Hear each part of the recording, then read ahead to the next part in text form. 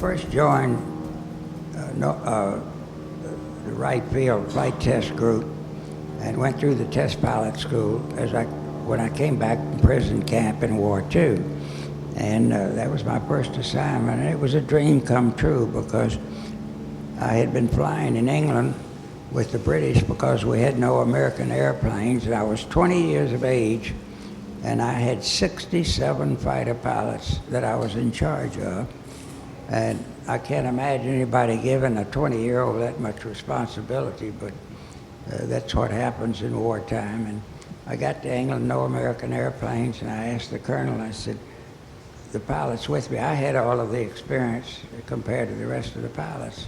I'd been teaching them formation flying before we came over at the first fighter test training, and I was teaching them formation flying and instrument flying and all sorts of things, and they put me in charge, and this colonel worked it out with the British, and I said, they don't have any experience. They've got 200 hours of training time, and in order to get sent overseas, they had to fly 10 hours in a fighter. Well, that didn't mean they had any expertise. They'd never fired guns or anything. Some of them had fired guns, and so they were embryonic, and here we were with the British, and for me, it was a piece of cake, and I found that's what I really wanted to do from the beginning, was to get into enemy territory. Well, when we left England, they had me take my 67 pilots and go to North Africa when we invaded there, and I was expecting to go right into combat again, and only to find out they said in the headquarters that was at I'm trying to think of the town, I'll think of it in a minute. The place where we first landed in North Africa, Oran was the name of it, O-R-A-N. And we had an airfield there, and they said, we're bringing in airplanes on crates, on ships, and they're going to be assembled here. And because of your experience, you're going to be the pilot that flies for this depot, which will be assembling the airplanes, and you'll make the first flight on every airplane. Now that is called a production test pilot, and if it were civilians.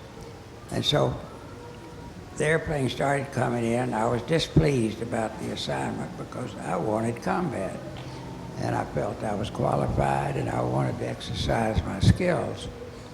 Well, it wasn't to be, and I ended up flying these airplanes, but they were being assembled by indigenous labor. The Arabs who couldn't speak English, we couldn't speak Arabic, but we had a bunch of very good sergeants who were inspectors, but they couldn't keep up with everything. So it meant that if you were the pilot, you really had to watch out to make certain everything was perfect before you got in the airplane.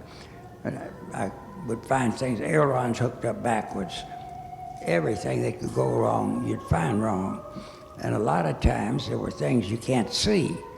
For example, on the P-39 production line, I'd have to take them out and fire the guns. Well, they were synchronized to shoot through the propeller. And if they weren't synchronized properly, you're shooting yourself down. And so I had that malfunction happen, and I said it's kind of exciting because when prop gets out of balance, it feels like it's going to rip itself out of the airframe, and especially with that long rod. From the engine was mounted behind, and that shaft going underneath your seat. But it was one very risky situation after the other. Belly landings became routine. All kinds of malfunction. And I checked myself out in all of these different types of airplanes that I had not flown. And we had production lines with Hurricanes, Spitfires, P-40s, P-39s, P-38s were being brought overseas on the top of the ship with the wings off in crates. And they pickled the rest of the airplane because of the salt air concerns about corrosion. And when bombers would have battle damage, they would be brought in to be repaired to go back into combat. And I was the person that took them up and flew them till they were ready for combat. And I built up a wealth of experience as much as I was unhappy about going to combat.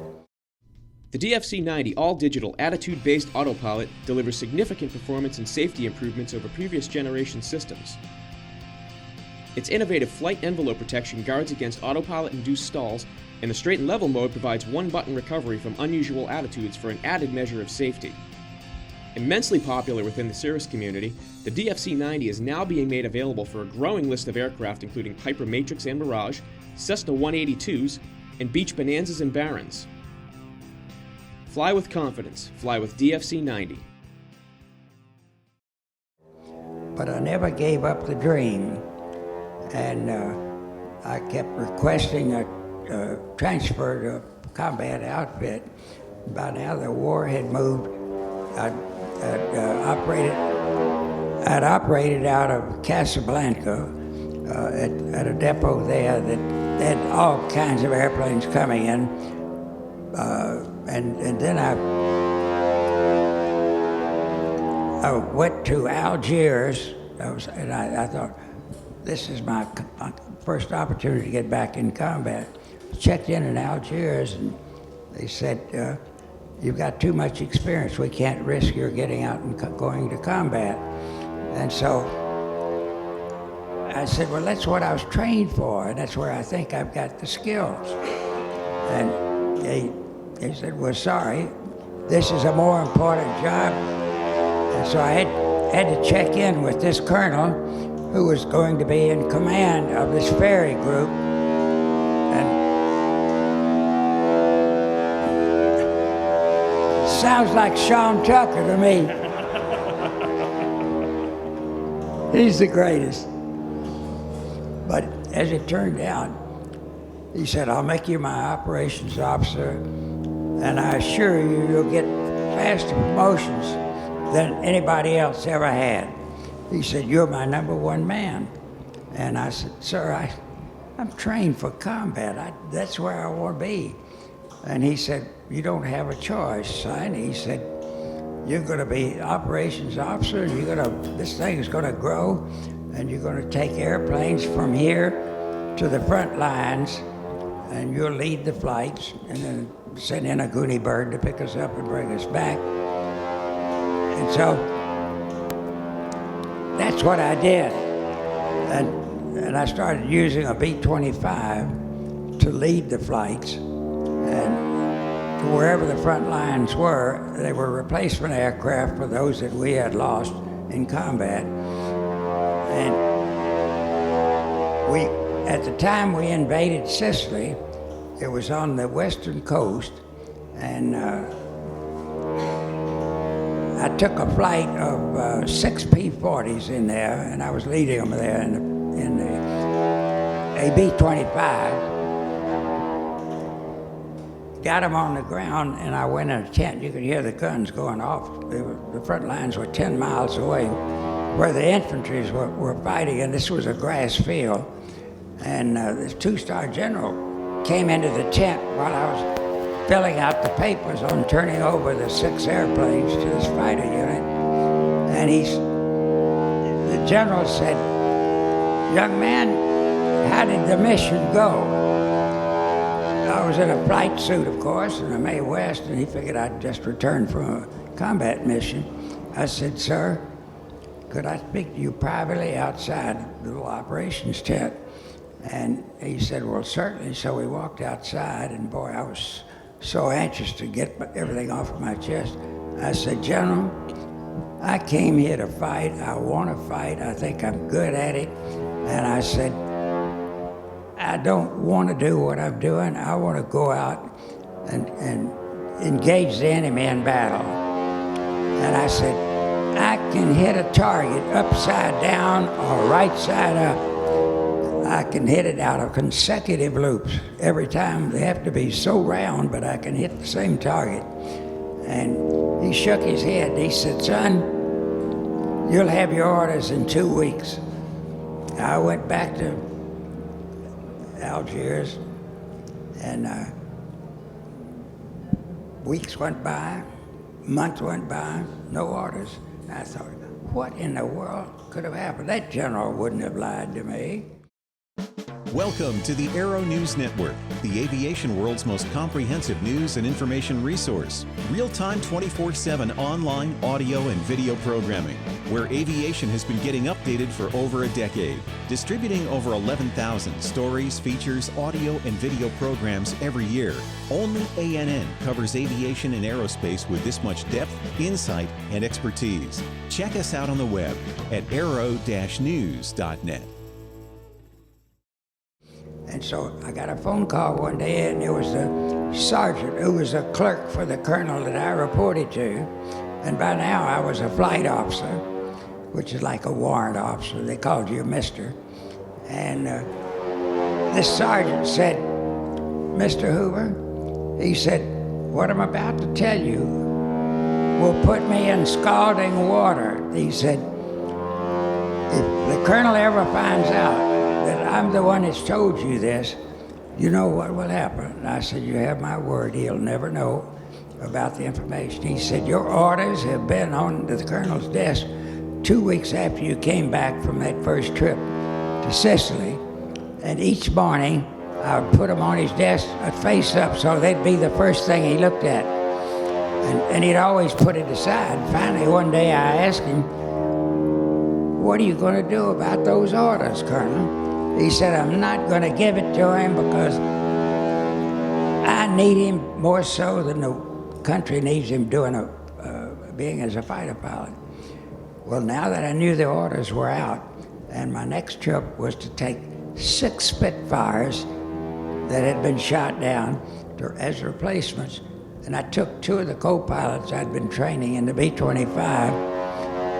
I took off and led the Spitfires to Palermo, Sicily, which had just fallen, and taxied in, took my footlocker out of the airplane. I didn't have any orders or anything. I had somebody, Colonel McNichol, whom I had met before, who had told me that if I could ever get a transfer, he wanted me as a flight leader as soon as I joined his outfit. And so his name was Marvin McNichol, one of the most fabulous people I've ever known.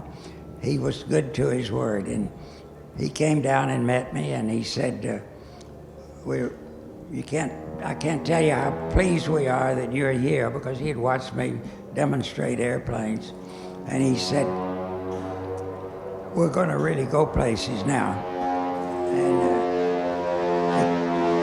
he called the whole fighter group, and the squadrons were scattered at different locations so we wouldn't be concentrated if the enemy came over and bombed us, which they did occasionally. But he got them all together at one place, and he said, we've got a new pilot who's joined our organization, and we can all learn a lot from him.